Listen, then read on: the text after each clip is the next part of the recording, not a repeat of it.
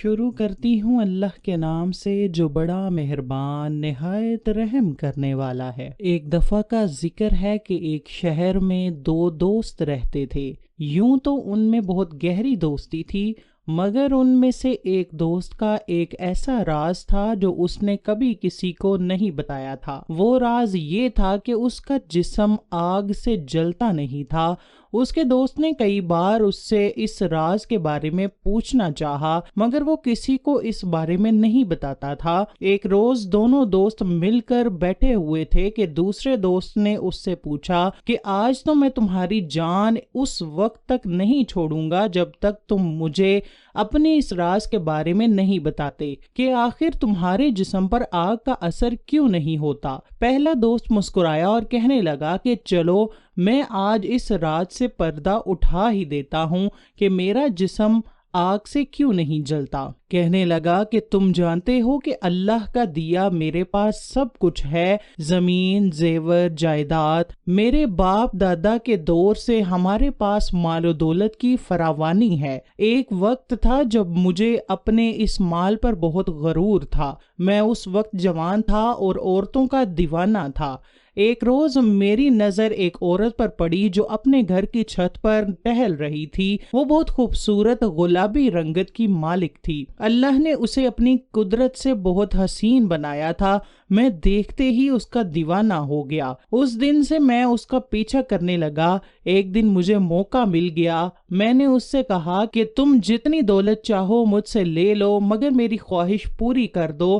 اس نے انکار کر دیا اور مجھے ذلیل کر کے چلی گئی۔ میں بہت عرصہ تک اس کے پیچھے لگا رہا، اسے ہر طرح کی لالچ دی، مگر وہ نہ مانی۔ ایک دن جب اس کے والدین کو اس بارے میں پتا چلا کہ میں اس کے پیچھے پڑا ہوا ہوں تو انہوں نے فوراً ایک غریب لڑکے سے چپکے سے اس کی شادی کر دی، اور وہ لڑکی کہاں غائب ہو گئی مجھے پتا نہیں چلا۔ کافی عرصہ گزر گیا، جب وہ مجھے نظر نہیں آئی تو میں بھی اسے بھول گیا۔ سب کچھ اسی طرح چل رہا تھا کہ ایک دن شہر میں قحط پڑ گیا۔ اناج شہر میں بہت مہنگا ہو گیا، لوگ بھوک سے مرنے لگے۔ ہمارے پاس کافی دولت تھی۔ ایک روز میرے والد نے کہا کہ دوسرے شہر سے اناج خرید کر لاؤ اور غریب لوگوں میں بانٹ دو۔ میں نے لوگوں میں اعلان کروا دیا کہ فلاں دن آئیں اور راشن لے جائیں۔ میں اس دن لوگوں میں خود اناج تقسیم کرنے گیا۔ لوگ قطار میں آ رہے تھے اور راشن لے کر جا رہے تھے۔ اچانک میری نظر ایک عورت پر پڑی۔ اس نے اپنا چہرہ چادر سے چھپا رکھا تھا، مگر میں نے اس کو پھر بھی پہچان لیا۔ یہ وہی لڑکی تھی۔ آج اسے قطار میں کھڑا دیکھ کر میرے پرانے ارمان پھر سے جاگ اٹھے۔ میں نے اسے راشن نہیں دیا اور راشن ختم ہونے کا بہانہ لگا دیا۔ وہ واپس چلی گئی۔ پھر میں نے اپنے غلاموں کو بھیج کر اس کے بارے میں معلومات کروائیں تو معلوم ہوا کہ اس کے شوہر کا انتقال ہو گیا ہے اور اس کے 3 بچے ہیں جو کئی روز سے بھوکے ہیں، اس لیے وہ راشن لینے آئی تھی۔ مجھے بہت افسوس ہوا، مگر میرے اندر کا شیطان مجھے اپنی خواہش پوری کیے بغیر اس کی مدد نہیں کرنے دے رہا تھا۔ ملازموں سے معلومات کروا کر میں بہت خوش تھا۔